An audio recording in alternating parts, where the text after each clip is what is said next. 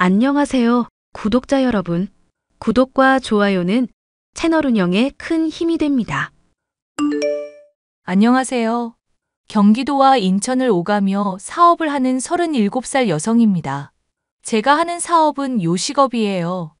돼지 부속과 냉동 삼겹살을 주 메뉴로 하는 고깃집을 운영 중에 있습니다. 총 5개의 지점이 있고 차후 가맹점 계약을 하고 하나의 업체로 성장시킬 계획을 갖고 있어서 조금 크게 운영하고 있어요. 별도의 사무실을 두고 사무 업무를 보는 직원이 저 포함 5명입니다. 실제로 매장에서 근무하는 점장들, 여러 직원까지 합치면 나름 중소기업 못지않아요. 제가 이르다면 이른 나이에 많은 것을 이루고 살고 있는 이유는 어려서 가정 형편이 좋지 못한 이유에서였습니다. 얼굴도 모르는 아버지와 저를 낳고 100일도 안 되어 이름 모를 합병증으로 돌아가신 친엄마. 덕분에 저는 외할머니 손에서 자랐고 새벽부터 저녁 시간까지 시장에서 일을 하시며 저를 뒷바라지 해주셨습니다. 할머니의 모습을 보고 자란 저는 이악 물고 돈을 벌어야겠다. 수백 수천 번을 생각하고 지금까지 앞만 보고 달려왔어요. 할머니는 제 인생의 본보기자 제가 제일 사랑하고 존경하는 사람입니다. 제가 이렇게 구구절절 지난 이야기를 하는 이유는 오늘 여러분께 말씀드린 제 사연과 관련되었기 때문이에요. 사업을 하는 데 있어서 어느 정도 성공을 하고 만난 사랑에 크게 배신당했었거든요. 제 운명이라 믿었던 남자와 그 가족들에게 철저하게 짓밟힌 것도 모자라 호구가 될 뻔했던 그 일이 아직도 잊히질 않습니다. 그 일 때문에 결혼과는 담을 쌓게 되었고 할머니껜 죄송하지만 비혼주의가 되기로 했죠. 다행히 파혼으로 그쳤기 때문에 이혼녀 딱지가 안 붙은 건 천만다행이라고 생각합니다. 그럼 기막힌 파혼 사연 한번 들어보실래요? 할머니, 오늘 일은 좀 어때요? 쉬엄쉬엄 좀 하지. 상철이 오면 같이 하라니까. 그러다 할머니 골병 든다고. 에이, 평생 해오던 일인데 뭐가 힘들다고 그러니? 육신이 아픈 건 자고 일어나면 괜찮다. 할머니, 예전이랑 지금이랑 같아? 지난번에 한의원 계속 다녔잖아. 그러니까 몸 좀 사리면서 하시라고. 살 만큼 살았는데 미련도 없고 그저 할 수 있을 때까지 일하다 죽을 거야. 할머니, 내가 죽는다는 소리는 하지 말랬지? 나랑 오래오래 살아야지. 나한테는 할머니가 전부란 말이야. 너도 이제 나이 먹을 만큼 먹었잖냐.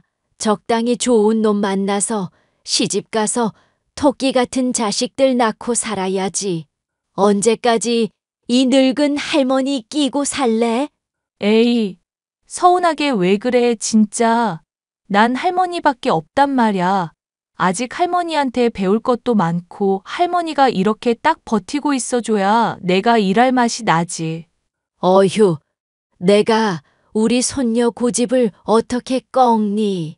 이럴 때 보면 하늘에 있는 네 엄마랑 똑 닮았구나. 엄마도 이랬어? 그럼 너보다 더 했으면 더 했지. 그리고 이만큼 배웠으면 다 배운 거다. 이미 너 혼자 해도 될 수준이야.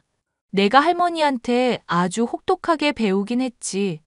앞으로도 잘 부탁해요. 오늘 모처럼 일찍 장사 끝내고 우리 맛있는 거 먹으러 가요.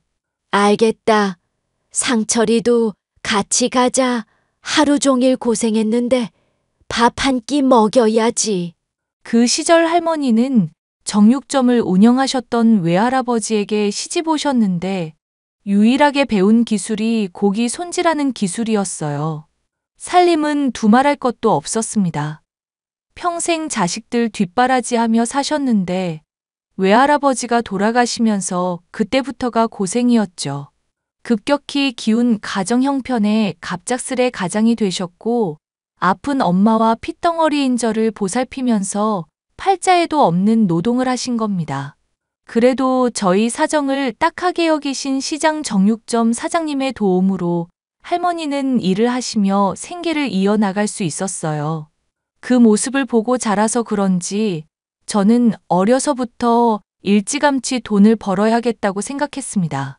보고 배운 게 할머니가 하시던 일이어서 조금 힘들지만 관련된 일을 하기로 했고, 고등학교도 그쪽 분야로 진학했고요. 남들은 인정해 주지도 않는 그런 학교를 뭐 하러 다니냐 손가락질했지만 나름 특성화 고등학교였고 제가 할 수 있는 일을 배울 수 있다는 점이 참 좋았거든요. 학교가 끝나면 할머니를 도와드리는 게 습관이 돼서 그런지 자연스레 실력도 쌓게 되고 그걸 직업으로 삼았습니다. 처음엔 많이 칼질을 해봐야 한다며 도축장에서 가죽 벗기는 일, 고기 분류하는 일을 주로 했습니다. 그래서 그걸 미천으로 지금 이렇게 어엿한 사업가가 된 거고요. 아무튼 할머니는 저를 금지옥엽 키워주신 아주 고마운 분입니다. 할머니가 제 삶의 활력소이자 인생을 살아가게 해주는 원동력이거든요. 지은아, 일이 아주 바쁘지? 그럼 할머니, 정말 몸이 10개라도 모자랄 것 같아. 사업이 이렇게 힘든 줄 알았으면 그냥 정육점만 꾸준하게 운영하는 건데. 어이구, 그러게 뭐랬냐. 너 분명히 힘들어 투덜투덜 될 거라고 했지? 이왕 시작한 거 끝을 봐야 하니 힘들어도 묵묵히 버틸 수밖에 없다. 이제 시작인데 그만두면 아깝잖니? 그건 나도 그래요. 내가 욕심이 많아서 자처한 거니까 어떻게 해서든 끝까지 해내야지. 정육점은 걱정하지 말아라. 성현 씨가 힘도 잘 쓰고 일머리도 있고 여러모로 도움이 많이 되고 있어. 사장님 덕분에 제가 더 많이 배우고 있습니다. 역시 연륜은 무시 못해요. 저도 기술 좋다고 칭찬 많이 받았는데 사장님 하시는 거 보면 따라가기 어렵다니까요. 허허, 입에 발린 소리 그만하게. 그래도 젊은 사람 뒤따라가기 어렵지. 나도 많이 늙어서 힘이 딸려 예전 같지 않다 이거야. 내가 보기에도 그래. 성현 씨 말대로 할머니 기술은 최고거든. 아직도 동네 단골 손님들이 할머니가 손질한 고기만 찾잖아. 이참에 성현 씨 수제자 삼아. 어휴, 그러면 저야 감사하죠. 이렇게 배울 수 있어서 영광입니다, 스승님. 호호 젊은 사람이 넉살 좋은 거 보게 내가 사람 하나는 잘 골랐네.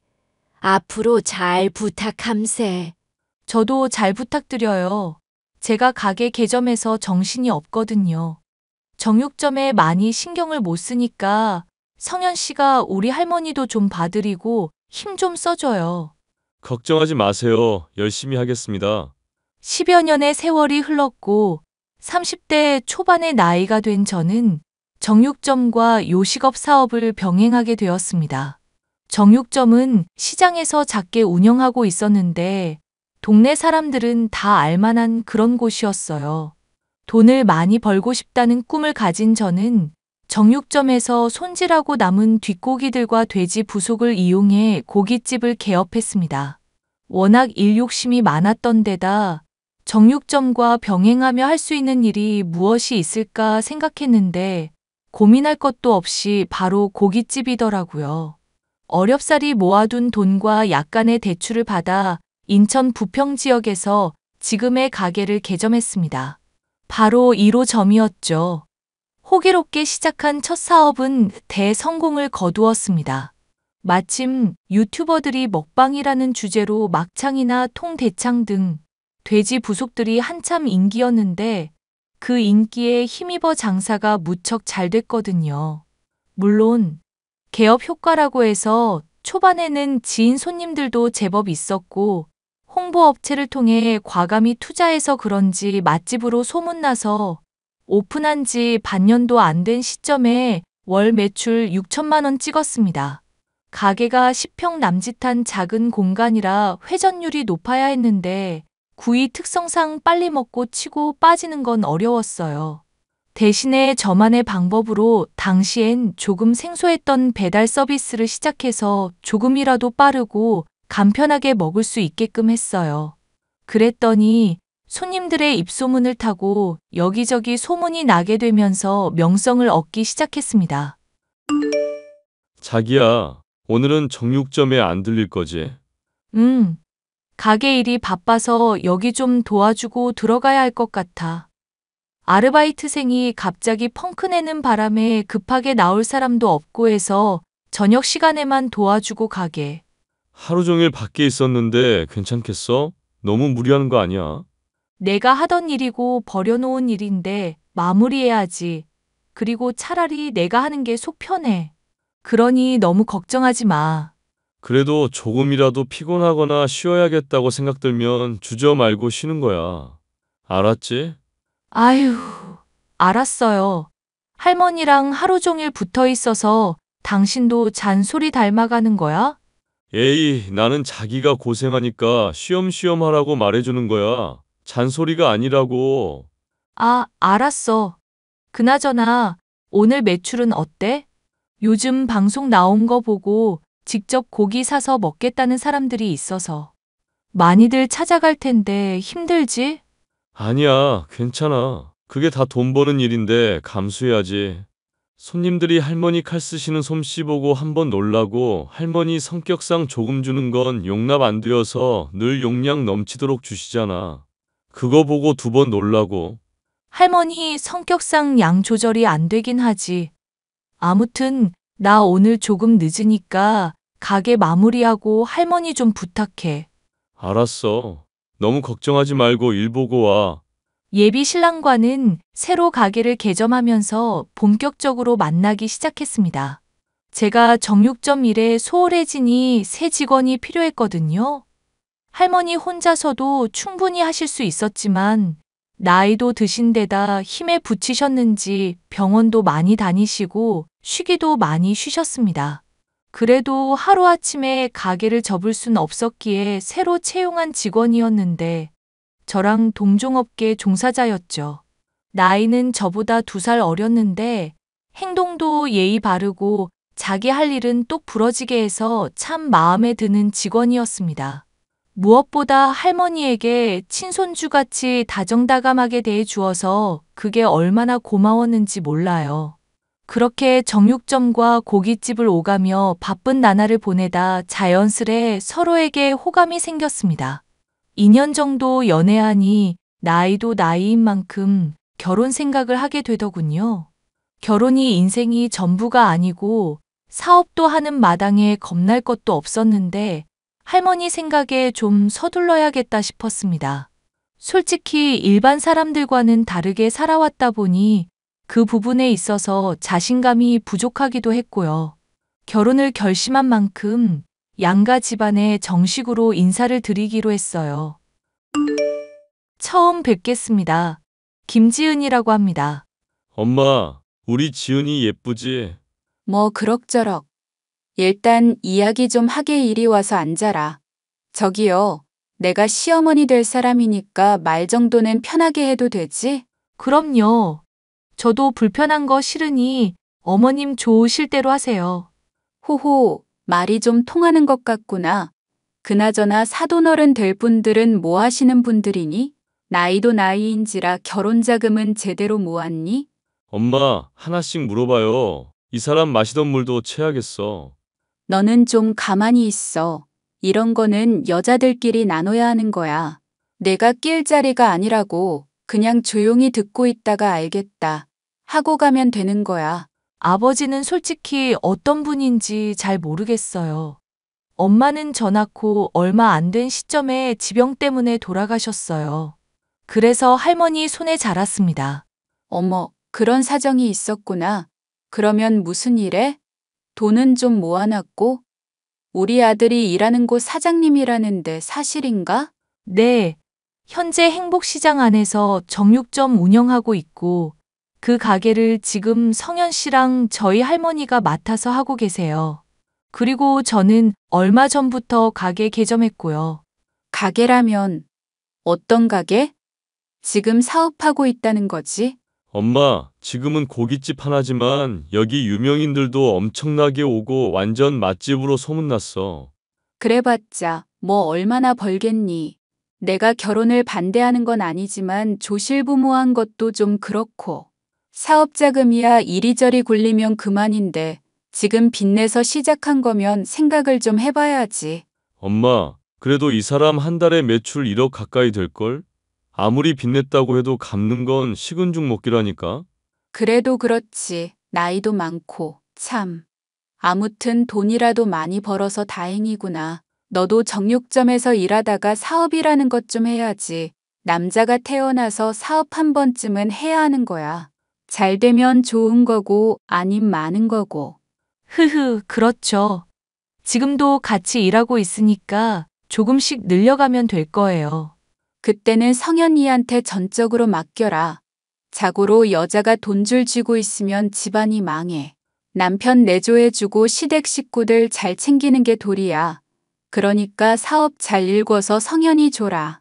아, 네, 하하. 시어머니는 처음엔 저를 무시하는 듯 하더니 금전적인 여유가 있다는 걸 아시고는 금방 태도를 바꾸시더라고요.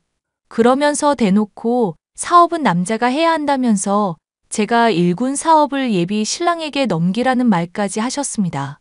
솔직히 시댁을 까내리는 건 아니지만 우리 집에 비하면 부족해 보이는 형편이었습니다. 자가라고는 하지만 방 3칸짜리 빌라였고 대출이 아직도 2억이나 남아 있었죠. 그리고 남편과 연년생인 시누이가 한 명 있었는데 딱 봐도 형편에 맞지 않는 사치를 부리고 있더군요. 아무튼 그렇게 양가 집안에 인사를 드리고 상견례도 무사히 치렀습니다. 의외로 시어머니는 예단은 생략하고 그 돈으로 같이 살 집에 더 투자하자고 하더군요. 시댁 형편이 좋지 않아 큰 돈을 보태주진 못해서 결국 제가 집, 예비 신랑이 살림살이를 구입하기로 했습니다. 그것도 아낀다고 식기류는 도매센터를 이용했고 가전과 가구도 인터넷 최저가로 구매했어요. 어떻게 보면 절약할 수 있는 건 절약해서 좋았지만 거지근성을 눈치챘어야 했습니다. 결혼 날짜까지 잡히니 뭔가 이때다 싶었는지 예비 신랑의 태도도 조금씩 바뀌더라고요. 자기야, 자기 타고 다니는 차 오래된 거 아니야? 시아버님이 타고 다니시던 거라며. 나도 마침 지점 왔다 갔다 해야 해서 차를 하나 구입하지 했는데 이참에 우리 둘 다 새 차로 바꾸자. 어때? 어? 정말? 차를 사준다고? 우와, 우리 마누라 웬일이야.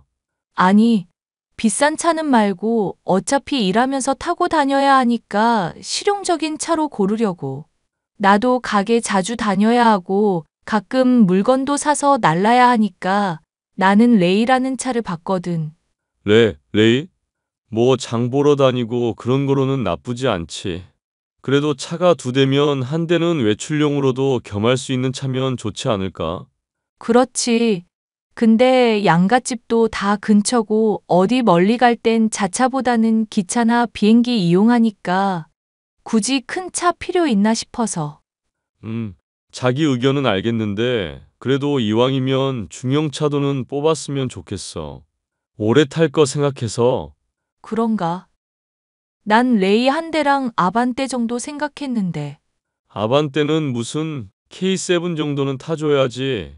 이왕 사는 거 외제차면 더더욱 좋지만. 자기야, 이번에 가게 개점하면서 금전적인 부분 마이너스인 거 알잖아. 우리 결혼하는 것도 그렇고 집도 얻으면서 돈 많이 썼다고. 그래서 적정선에서 고르자는 건데. 아, 알겠어. 일부러 나 눈치 주는 거야, 뭐야? 그런 뜻 아니란 거 잘 알잖아.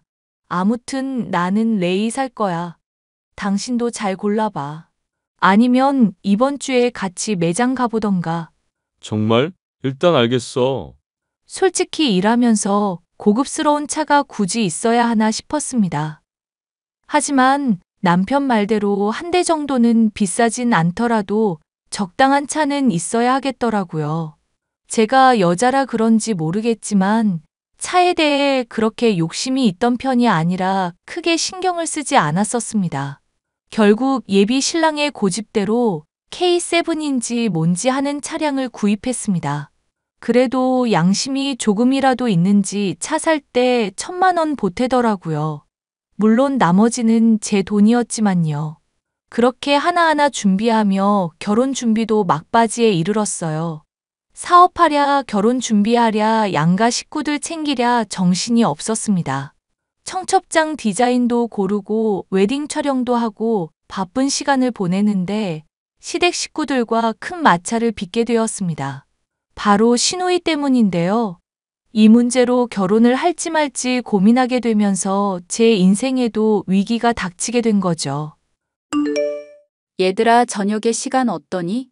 나는 오늘 비가 와서 그런지 한가하네. 6시면 마칠 것 같아. 왜? 무슨 일 있어? 기니 할 얘기가 있어서. 유진이랑 관련된 이야기인데 아무래도 결혼 앞둔 너희들한테 제대로 이야기하는 게 낫지 싶어서. 그리고 어차피 새아가도 우리 식구 될 건데 같이 알아야 할 것 같아서 부르는 거다. 아, 저 가게 나갔다가 시간 말씀해 주시면 맞춰갈게요. 그래, 저녁 7시까지 와. 식사하면서 이야기하자. 어이구, 잘 먹었다. 엄마, 근데 할 이야기가 뭐야? 뜸들이지 말고 이야기해봐. 맞아요, 어머니. 아가씨한테 무슨 일 생겼어요? 결혼 앞둔 너희들한테 못할 짓 하는 것 같아서. 뭔데 그러세요? 아가씨 어디 아프기라도 해요? 아니면 어머님이 어디 불편하세요? 그런 게 아니라 내 시누이가 결혼을 하고 싶다는구나. 얼마 전부터 만나던 남자친구랑 결혼을 하고 싶다느니 생떼를 부리지 뭐니. 가뜩이나 없는 형편에 너희들 결혼식 준비하느라 바쁜데 이왕 하는 거 자기도 시켜달라면서 성화야. 저희 결혼하고 나서 하면 되잖아요. 차근차근 준비해서 진행하면 되는데 문제될 건 없다고 보는데요. 서방님 되실 분이 문제가 있어요? 아니, 그런 것도 아니다.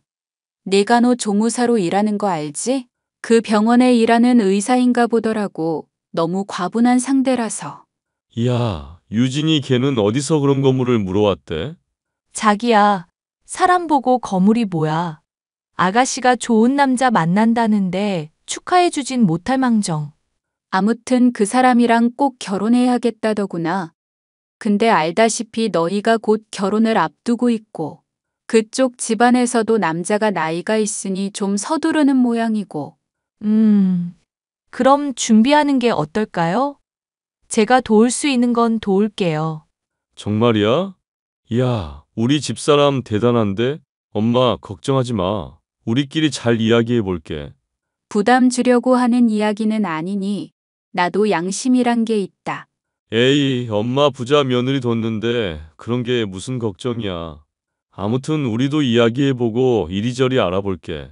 그 사람이 얼마나 대단한진 모르겠는데 하고 싶다면 결혼시켜줘야지. 시누이가 병원에서 일하던 의사와 눈이 맞아 결혼을 하고 싶어 했습니다. 하지만 의사 아들을 둔 집안이니 얼마나 요구하는 게 많겠어요? 아시다시피 시댁 상황이 별로 좋지 않은 상황이라 무리한 예단이나 혼수를 해갈 능력이 안 됐던 겁니다. 시누이는 대출받아서라도 결혼해야겠다는 입장이었지만 말이 쉽지 요즘 대출도 쉽지 않거든요. 근데 시어머니를 만나고 난 뒤 이상하다 싶을 정도로 예비 신랑과 시어머니가 제 눈치를 보더라고요. 저는 나름대로 대출받을 수 있는 방법도 알아보고 제가 결혼 자금으로 얼마나 대줄 수 있는지 금전적인 부분도 확인했어요. 그렇게 며칠의 시간이 흐르고 지인들에게 청첩장도 돌리고 바쁜 나날을 보냈습니다. 결혼식이 한 달 조금 넘게 남은 시점이라 정말 막바지였어요. 어느 날 예비 신랑이 저에게 시누이 이야기를 하는데 결국 크게 다투고 말았습니다. 시어머니까지 끼어든 바람에 더 큰 싸움이 돼버렸죠. 오늘도 고생 많았어. 나 할 말 있는데. 잠시 앉아봐. 무슨 이야기인데 이렇게 무게를 잡아? 무슨 일이라도 있는 거야? 자기야. 내 여동생이 혼전 임신을 했다지 뭐야? 뭐?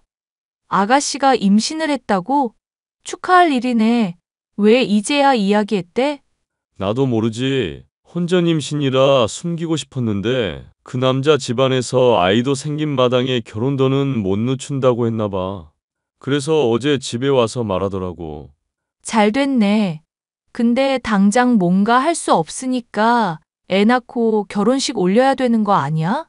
배 나오기 전에 결혼한다고 난리도 아니야. 모아둔 돈도 적고 본가에 들어가서 산다는 이야기도 있는데 요즘 세상에 누가 시집살이를 해? 그건 그렇지. 그럼 집도 구하고 다 해야겠네. 서방님 되실 분 능력 좋으니까 금방 잘 해결되지 않을까? 글쎄, 그게 우리 집 사정이 자기들보다 좋지 않다는 건 알거든? 그래서 웬만하면 병원 개원해줬으면 하는데 그건 불가하다는 걸 아니까 신혼집을 해오라 했나 봐. 대신 혼수나 예단은 없는 걸로 하고 필요한 게 있으면 자신들이 다 채워준다고. 음, 내가 자세히는 모르지만 어머님 사정이 그렇게 안 좋으셔? 그래도 전세 대출받거나 모아둔 돈 합치고 하면 어느 정도 구할 수 있는 거 아니야? 엄마가 지금 살고 있는 집에서 나가고 원룸 구해서 살까도 생각했는데 누가 빌라에서 사냐며 뭐라 했나 봐. 의사인데 적어도 아파트에서 신혼살림 시작하라고. 그래야 여러모로 직장도 가깝고 편하다고. 그거 참 까다롭네. 어머니도 아가씨도 고민이 많겠다. 그래서 말인데 걔네가 우리보다 급하니까 우리 식장 예약한 거랑 신혼집 양보해주자. 뭐라고? 그게 무슨 말이야? 청첩장도 다 돌린 마당에 식장이며 신혼집을 다 양보해 주자고? 그대로 넘겨주자는 말이야? 응, 그쪽 집안도 되게 고마워할 거야. 의사 집안이니 금전적인 여유가 상당하니까 나중에 그만큼 돌려주겠대. 아니, 돌려줄지 말지 그건 중요한 게 아니고 우리 당장 결혼식이 코앞인데 왜 우리 신혼집을 넘겨주냐고. 당신 서운한 거 알아. 근데 뭐 어쩌겠어. 아이까지 생긴 마당에 우리보다 급한 건 맞잖아. 제대로 된 집도 없이 애 낳을 수는 없는 노릇이고. 그럼 우린? 우리는 뭐 길거리에서 신혼살림 시작해?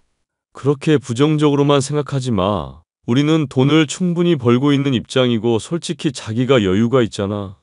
그럼 오피스텔이라도 얻어서 살면 되고. 말이 되는 소리를 해. 내가 그대로 넘겨주면 그쪽에서 그대로 다시 돌려준다 했다고? 그럴 정도로 여유자금 있으면 당장 살 집부터 구해주는 게 맞는 거 아니야? 의사 아들 둔 대단한 집안이라며 그럼 돈 많겠네. 아니, 말이 안 통하네 진짜. 당장 현실만 생각하지 말고 미래를 내다보라고. 미래고 나발이고 와 큰일 날 뻔했네. 피 빨아먹는 기생충 새끼랑 결혼할 뻔. 뭐? 기생충? 당신 지금 말 다 했어? 기생충이지 뭐야? 차도 내가 사줘, 사업도 내가 하는 거에 숟가락 얹어. 결혼 비용 보탤 돈 없고 모아둔 돈도 없어서 내가 신혼집 마련해. 아, 가전 가구 사는 거 다 최저가로 사서 이것저것 합치면 1,000만 원 정도 들었네? 지금 생각해보니 순날강도구만. 뭐? 날강도? 너 지금 말 다 했냐? 우리 집 무시하는 거야 뭐야? 말은 똑바로 해. 무시하는 게 아니라 제대로 된 걸 알려주는 거야. 여자가 집이며 차며 뭐며 다 해주는데 숟가락만 얹으려다가 갑자기 이걸 다 자기네들이 아무런 대가도 없이 먹겠다는 게 날강도지 뭐야? 그렇게 말하면 내가 곱게 알았다 할 줄 알았니? 와, 당신 그렇게 안 봤는데 속 좁다. 속 좁은 게 낫다. 난 너랑 이 결혼 못하겠다. 청첩장 돌린 거 그대로 다시 회수하고 위약금 물더라도 다 취소해버릴 거니까 그렇게 하라. 그리고 너 당장 정육 좀 그만둬. 아니, 그렇다고 이러는 건 아니지. 사람이 왜 이렇게 극단적이야? 상황을 이렇게 만든 건 너야 미친놈아. 감히 어디 피를 빨아먹으려고 해? 당장 정육 좀 그만두고 내일부터 나오지 마. 결혼 없던 걸로 해. 야, 야! 야, 너 우리 아들한테 무슨 짓을 한 거야? 연락 잘하셨네요. 시누이 결혼하는데 저희 거 그대로 다 주자고 했다면서요? 이 사람이 혼자 그런 생각할 리 없고 어머님이 옆에서 그렇게 하라고 꼬드기셨죠? 뭐? 꼬드겨?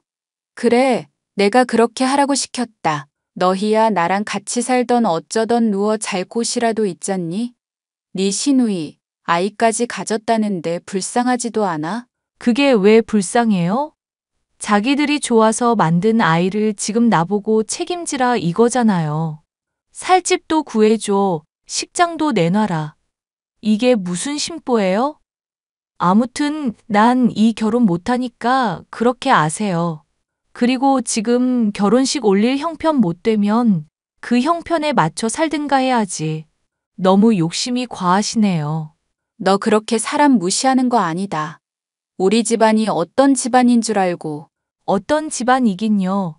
사람 피 빨아먹는 기생충 집안이죠. 그 아이 책임지는 건 제가 아니라 신우이랑 서방님 될 그 두 사람인 거예요. 어머니도 왈가왈부하지 마시고 두 사람이 알아서 해결하게 두세요. 헤어지면 그것 또한 그 두 사람 몫이니까요. 아무튼 전 이 결혼 못합니다. 파혼하는 걸로 알 테니까 그렇게 아세요. 야, 이 미친년아. 애들 결혼이 장난이야? 아, 장난 아니죠. 그래서 그만두는 건데요. 남의 재산 탐내서 기생충 짓 하는 건 장난이에요? 그럼 할 말 다 했으니까 끊을게요. 그렇게 저는 파혼했습니다. 되게 어이없지 않나요? 여러분께 글로 표현해서 저 정도지 정말 어찌나 당당하게 다 달라고 말을 하던지 기가 찼습니다. 예비 신랑과 시어머니는 정육점이며 가게며 며칠이고 찾아와 결혼은 물을 수 없다며 온갖 난동을 부렸습니다. 하지만 이미 저는 마음이 떠나버린 뒤였죠.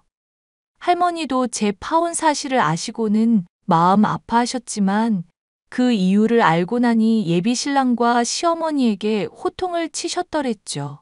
살면서 할머니가 그렇게 화내는 건 처음 봤을 정도니까요. 신혼집에 예비 신랑이 사들인 가전과 가구는 이삿짐 센터를 통해 모조리 시댁으로 보내버렸습니다. 수용할 공간이나 있는지 모르겠지만 자기들이 알아서 처리하겠죠. 저는 파혼을 했기 때문에 더 이상 신혼집에 살 이유가 없어졌어요. 그대로 모든 짐을 빼서 할머니 집으로 들어갔습니다. 그렇게 모든 일이 마무리되고 저는 지금까지 사업을 하며 바쁜 나날을 보내고 있어요. 저와 파혼한 뒤 예비 신랑은 서울로 건너가 마장동에서 정육점 직원으로 일을 시작했다네요. 근데 충격적인 건 시누이가 임신한 그 아이가 다른 남자의 아이였다는 사실을 알게 되었습니다. 당연히 파혼을 했고 지금 시댁에서 지내고 있다는데 제가 신경 쓸 건 아니죠. 가는 말이 고와야 오는 말도 곱고 내가 행한 선한 영향력은 언젠가 되돌아온다는 말이 있어요. 그만큼 평소 행실을 올바르게 하면서 살아야 한다는 이야기입니다. 남의 것을 과도하게 탐내다 보면 큰 화를 불러온다는데 세상 사는 이치를 몰라도 너무 몰랐던 예비 신랑은 결국 큰 코 다친 거죠. 저는 지금까지 사업을 해오면서 결혼에 대한 별다른 생각이 없답니다. 파혼을 경험하면서 결혼 생각이 없어졌기도 했고 저 혼자 잘 벌어서 할머니랑 여행도 다니고 여유롭게 살려고요. 그게 오히려 더 추억에 남고 제 인생에서 더 가치 있는 일이지 않을까 싶네요. 제 사연은 여기까지고요. 지금까지 제 구구절절한 사연 들어주셔서 감사드립니다.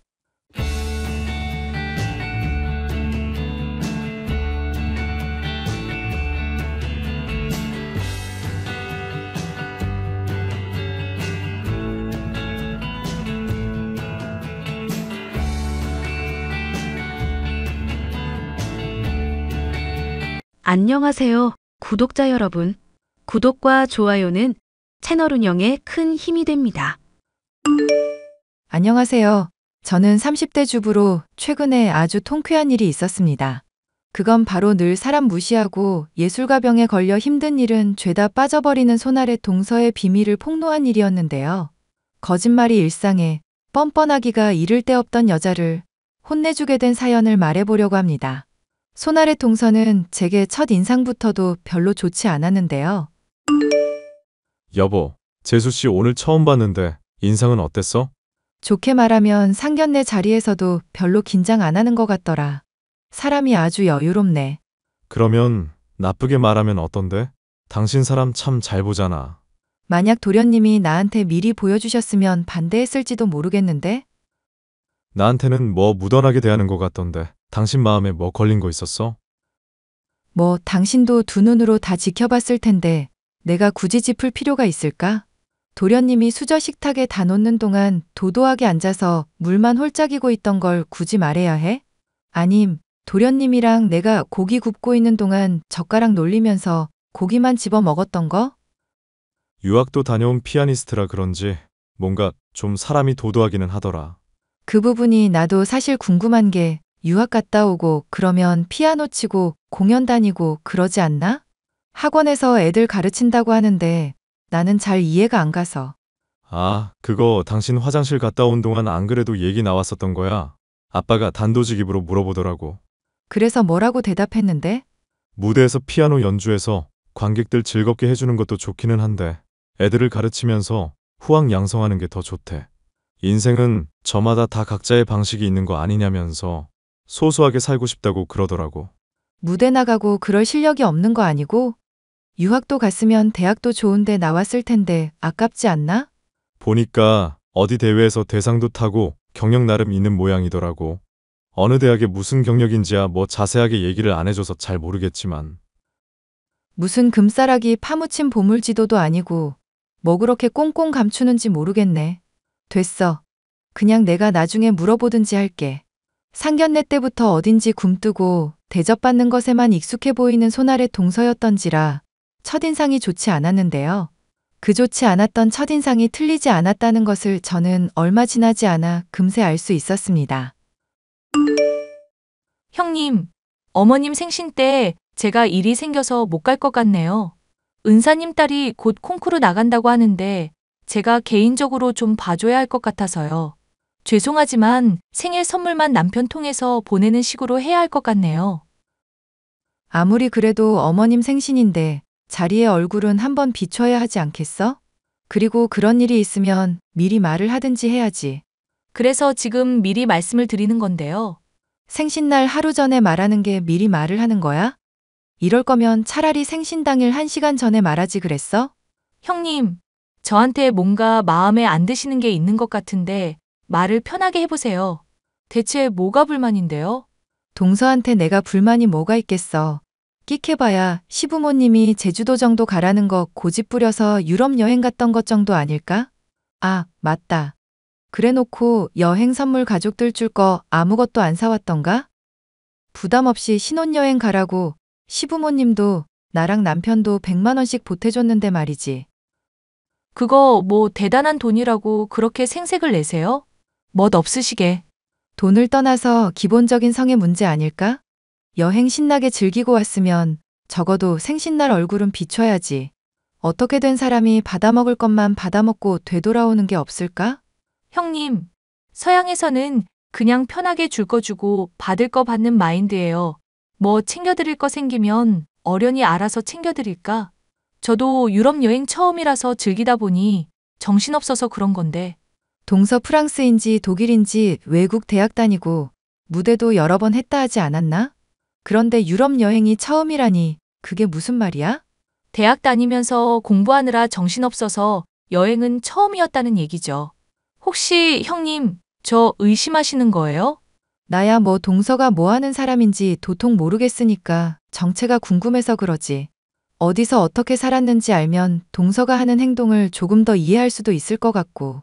어느 대학 나왔으며 무슨 무대에서 수상했는지 좀 얘기해 줄래? 말해봤자 어차피 모르세요. 그래도 말해주는 것도 내가 모를까? 남 걱정하지 말고 편하게 말해봐 동서.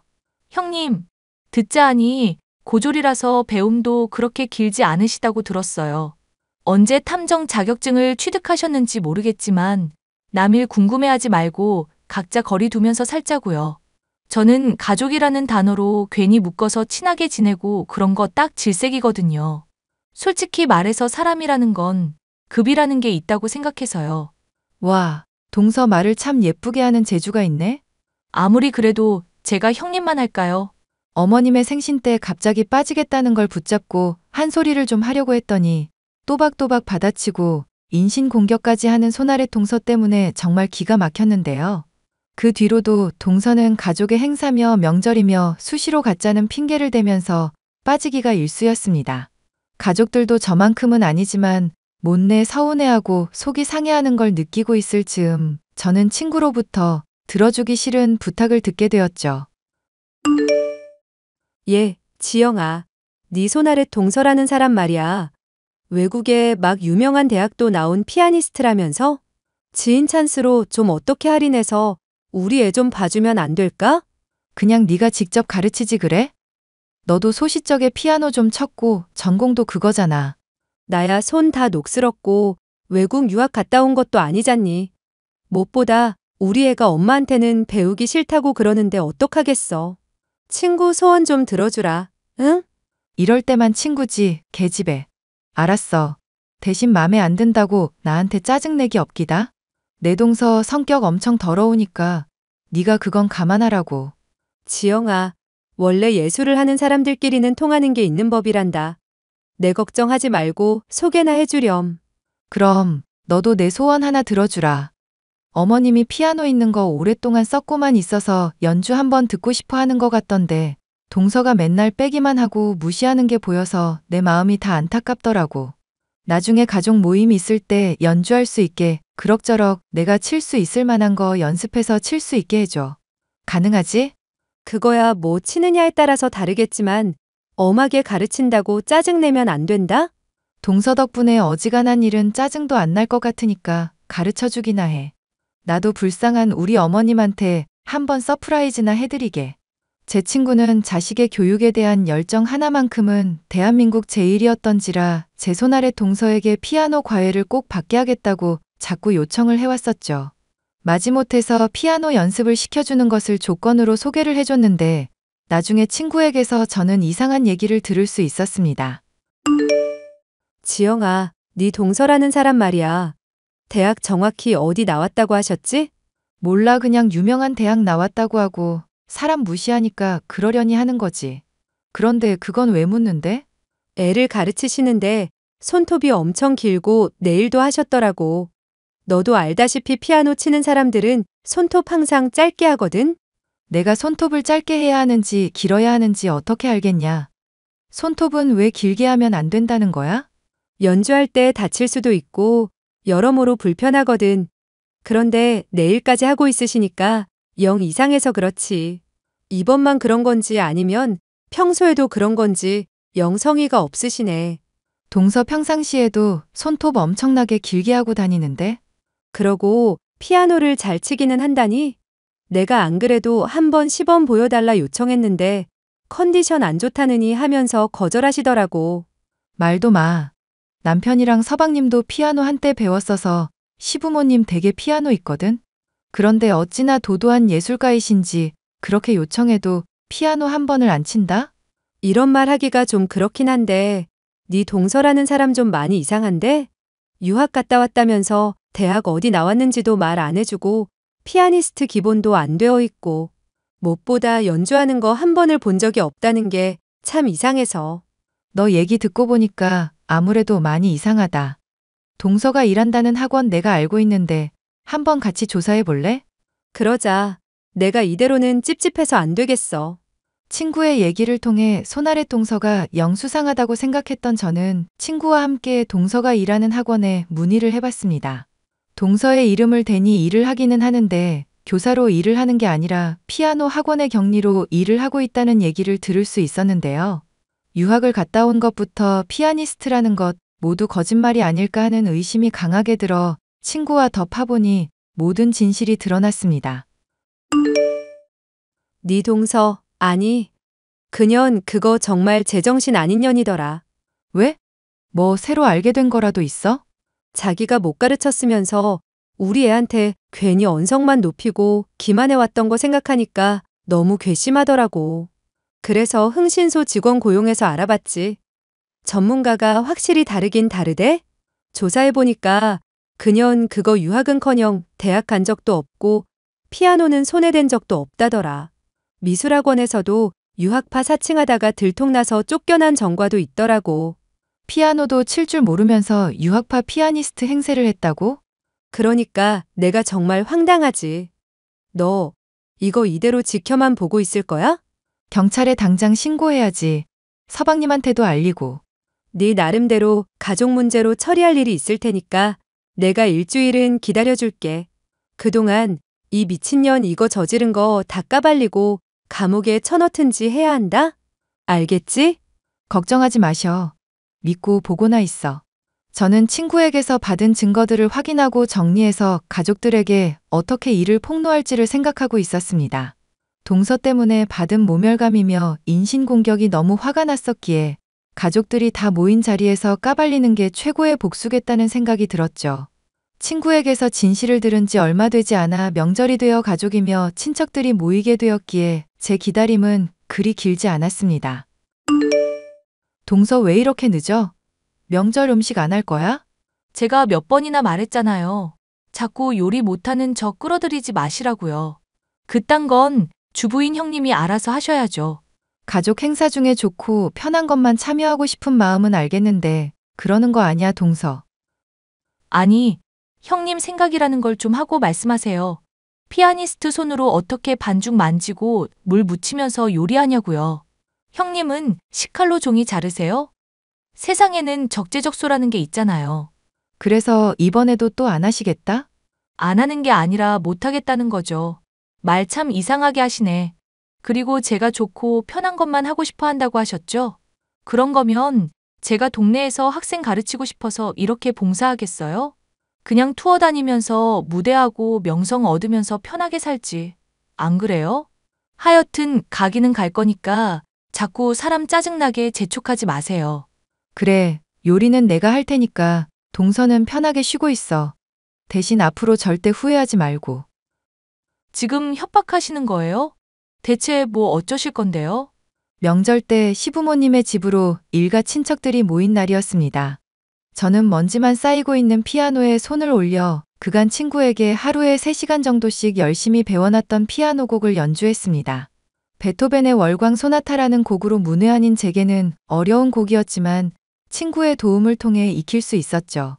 연주를 끝내자 친척들이며 시부모님, 남편 할 것 없이 다들 놀라서 저를 보기에 연습을 좀 했다고 말하고는 손아래 동서가 저보다 훨씬 잘 칠 거라고 말을 해줬죠. 사람들의 시선이 쏠리자 손아래 동서는 자신이 원하는 장소와 시간이 아니라면 컨디션 조절이 어렵기 때문에 안 된다며 가짜는 핑계를 대며 연주하려 들지 않았습니다. 저는 코웃음을 치며 손아래 동서가 사실 피아니스트가 아닌 피아노 학원의 격리에 불과하며 학교와 경력 역시도 가족들에게 속여왔던 사실을 폭로했는데요. 놀란 사람들이 이게 맞는 말이냐고 물어보자 손아래 동서는 새파랗게 질린 얼굴로 집을 뛰쳐나갔습니다. 형님, 지금 이게 뭐 하시는 거예요? 아닌 거 알면 저한테 조용히 말하면 될 일이지. 무슨 생각으로 일을 이렇게 만드신 거냐고요. 동서한테 그간 기회를 준 횟수가 얼마인지 기억 안 나? 모른 척 좋게 갈 수도 있었는데 먼저 기회 걷어찬 건 동서지. 그래도 미리 말씀이라도 해줄 수 있는 거잖아요. 왜 이런 걸 갑자기 터뜨리시냐고요. 어라? 그런 말 동서한테 들으니까 나 되게 어색하다. 명절이며 가족 모임 때마다 힘든 일 좀 있으면 갑자기 늘 빠지던 사람이 누구였더라?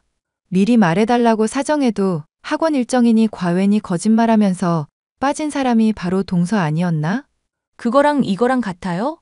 형님이 폭로한 것 때문에 저 남편한테 이혼당하게 될지도 모른다고요. 사람들한테는 이게 또 무슨 창피냔 말이에요. 그러니까 애초에 거짓말을 하면서 결혼하지 않았어야지. 본인 경력도 아닌 걸로 주부인 나뿐만 아니라 사람들까지도 막 대해왔잖아. 죗값 치르는 거니까 달게 받아. 야, 내가 너 가만히 둘 줄 알아?